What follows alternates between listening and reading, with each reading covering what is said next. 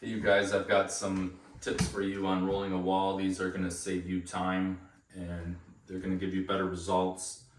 I'm going to start out with showing you, I am a fan of a 14-inch roller pad. I think every homeowner should buy one. Don't let the size of this pad intimidate you. They're not that heavy. It's a little more money for the setup and the tray, but it's going to cut down on your time immensely. So this is a Wooster handle. I got a Wooster stick. You don't even need one of these sticks. You can use a broomstick to put into your handle. But the pad I got at Sherwin-Williams. This is a Colossus. I like the 3/4 inch snap that can distribute the paint pretty far. First thing, when you're loading up this pad in the tray, you want to take it forward and touch the paint. Don't submerge it all the way. You don't want to dip this into the paint. And then you distribute it. If you have a lot of paint on the pad and it might be dripping, give it a quick turn. It'll catch it. And now you're good to lay it on. And I like to start about 1/4 of the way down. I'm not going to start all the way on this edge. I don't want heavy paint too close to that edge.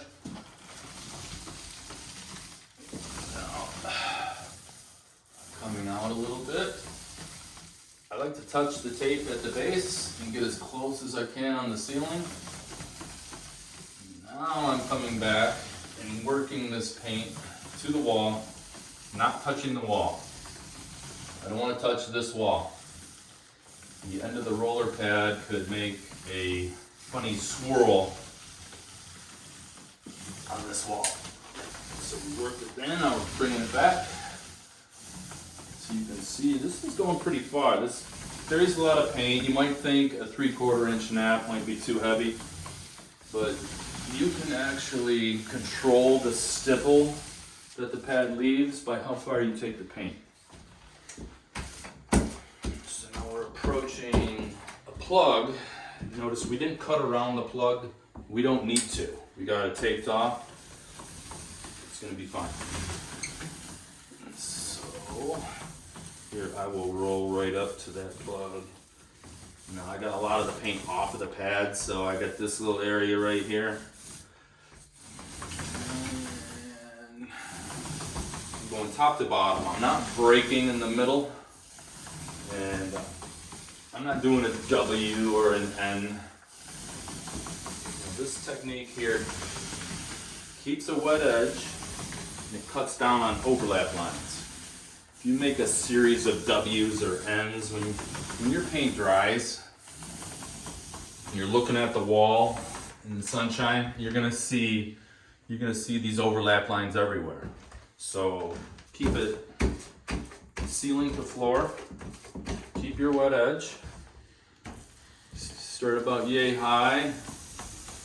Bring the paint down. Now you're going back up into the heavy, and now you can distribute that paint evenly. Take it out. And bring it back into my wet edge. Now I've seen some clips on the internet where a guy will take one load of paint on the pad and do the whole wall. That's not the way to do it. You pretty much want an even amount of paint on the pad.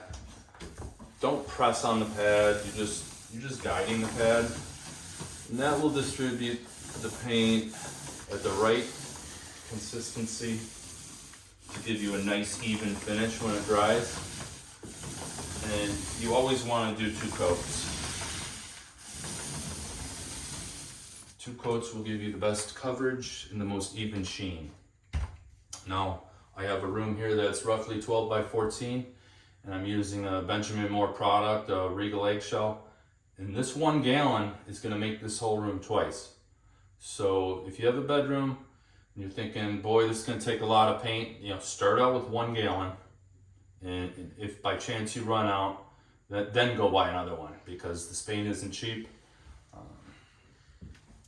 This color yellow is an eggshell, so this paint goes a little bit further. If it's a flat, it might absorb the paint more, and you might go through some more paint. But like I said, I can usually make a single gallon get around a room this size twice. So hey, I hope these tips help you, and hey, good luck with your painting project.